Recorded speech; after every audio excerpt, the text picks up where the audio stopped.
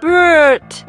The sharp, insistent buzz of Kerem's phone shattered the silence of the night, slicing through the heavy darkness that blanketed his bedroom. The sound was jarring, almost unnatural at this hour, and for a moment it felt as if the world itself was holding its breath. Kerem's phone buzzed on his nightstand, the screen casting an eerie glow across the room. He groaned, rolling over, his mind foggy with sleep and confusion. Who could possibly be contacting him at this hour? 3 o'clock in the morning.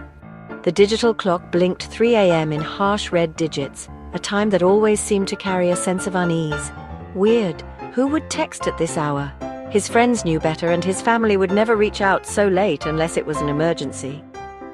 He rubbed his eyes, trying to shake off the remnants of a half-remembered dream, and reached for his phone.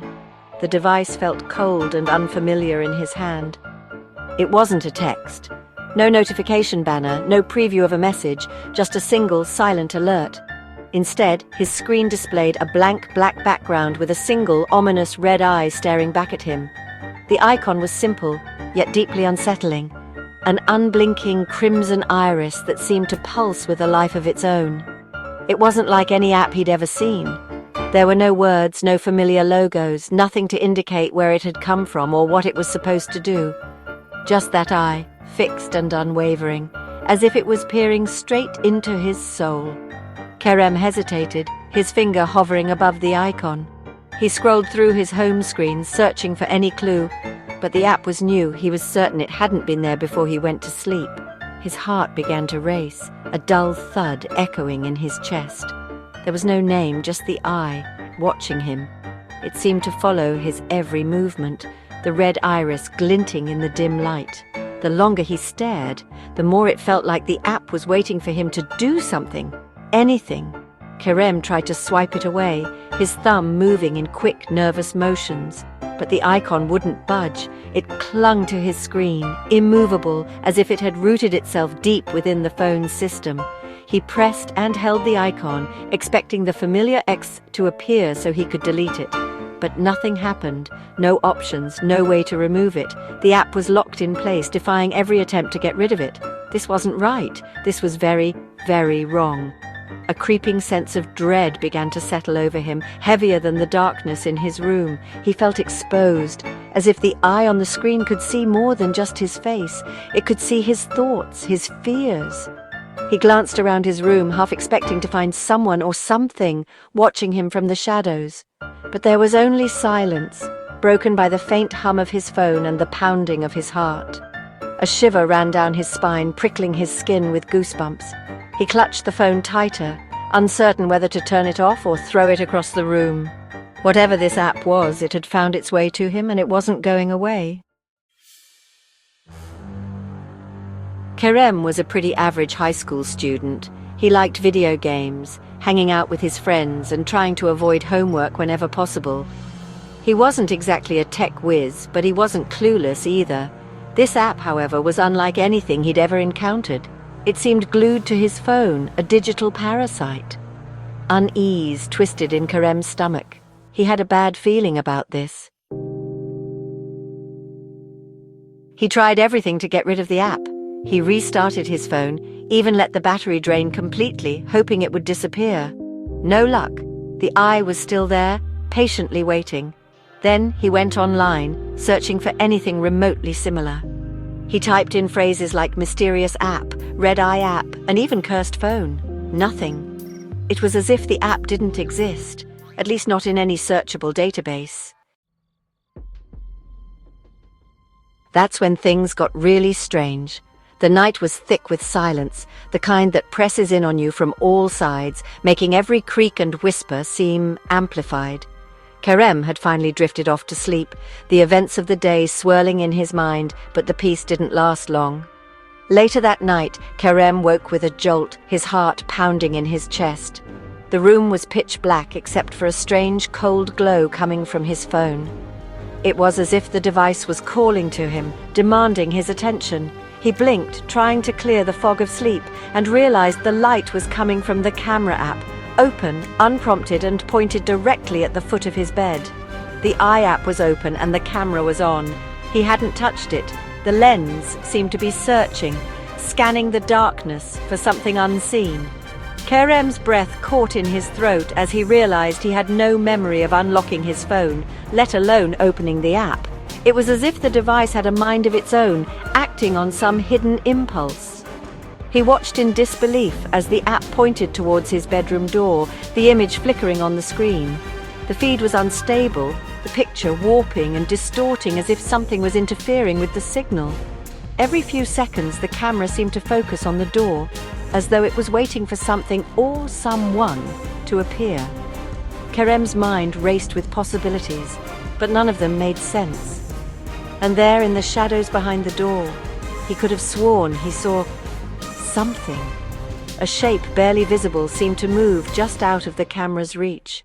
It was impossible to tell if it was a trick of the light, a product of his tired mind, or something far more sinister. The air in the room felt suddenly colder, as if the presence on the screen was leaking into reality. A figure, tall and slender, shrouded in darkness. Its outline was barely distinguishable, but its presence was undeniable. Kerem felt rooted to the spot, unable to look away, as if the figure was aware of his gaze and was staring right back at him through the lens. The sense of dread was overwhelming, a primal fear that made his skin crawl. It vanished as quickly as it had appeared.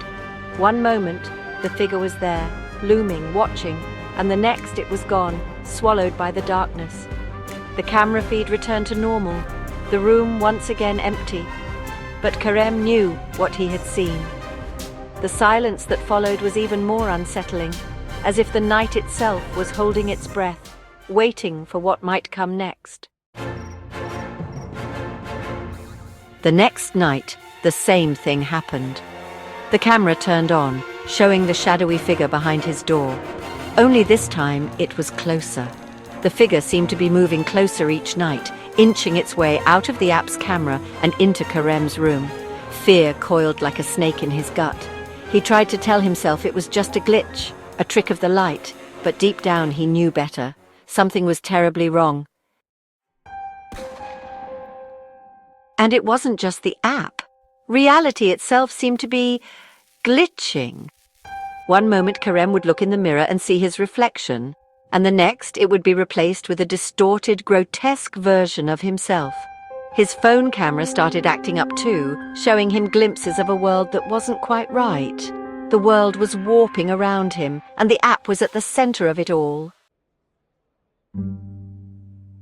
Desperate, Kerem tried to tell his friends, his parents, anyone who would listen, but they just looked at him like he was crazy. "What app?" they'd ask, confused. "There's nothing there." He showed them his phone, but they only saw his usual apps, the menacing red eye nowhere to be found. No one believed him. He was completely alone. One night, a message appeared on the app. The words hung on the screen, glowing with an eerie red light. "Only you were watching," it said, the letters appearing one by one. "And now, only you remain." Kerem stared at the message, a cold dread washing over him. He was trapped, caught in a nightmare that no one else could see. The next morning, Kerem was gone. His room was eerily silent, the kind of silence that feels heavy, as if the air itself is holding its breath. The sunlight filtered through the curtains, casting long, cold shadows across the unmade bed. It was as if the room itself knew something was wrong, as if it was mourning the absence of its occupant. The sheets were tangled, the pillow still indented where Kerem's head had rested just hours before. But Kerem himself had simply disappeared. His parents found his phone lying on the bed, right where he'd left it the night before. The screen was still on, the battery nearly drained, and the red-eyed app was open, its icon pulsing with a strange, almost hypnotic glow. But this time, the app wasn't just sitting idle. It was playing a video, one that seemed to have recorded itself during the night, as if the phone had become an unwilling witness to something it could never truly understand. The video was grainy, the colors washed out, but the images were unmistakable. It showed Kerem fast asleep, his chest rising and falling in the dim light. And then, slowly, a shadowy figure emerged from the darkness at the edge of the frame. It hovered over Kerem, its form shifting and flickering, as if it was made of smoke and nightmares. The figure leaned closer, its red eyes glowing brighter, and then, suddenly, the screen filled with static. The video ended there, leaving only a sense of dread and 1,000 unanswered questions. The police were called immediately. They searched the house from top to bottom, combing through every corner of Kerem's room, looking for any sign of where he might have gone. They questioned neighbors, reviewed security footage, and even brought in search dogs. But there was nothing. No footprints, no fingerprints, no evidence of a struggle. It was as if Kerem had simply ceased to exist, leaving behind only confusion and fear. The investigation dragged on for weeks, but eventually the case went cold. Kerem was just gone. All that remained was his phone, sitting on the bed like a silent witness to something unspeakable. The device that had once been a source of comfort and connection was now a symbol of loss and terror. It was as if the phone itself had become a doorway, a thin membrane between our world and something far darker. Vanished without a trace, Kerem left behind nothing but a phone and a single chilling question. What happens when the things that haunt our nightmares find a way to reach out and touch us through the very devices we use every day? How safe are we really when the things we trust most can become the very things that betray us? Look at your phone. Check your apps. How many times have you downloaded something without thinking, opened a notification in the middle of the night, or stared into the glowing screen until you felt the world around you fade away? We trust these devices with our secrets, our memories, our lives. But what if, just once, something looked back at us from the other side? Are you sure you're alone? Or is there something, someone, watching you through the glass, waiting for the perfect moment to reach out?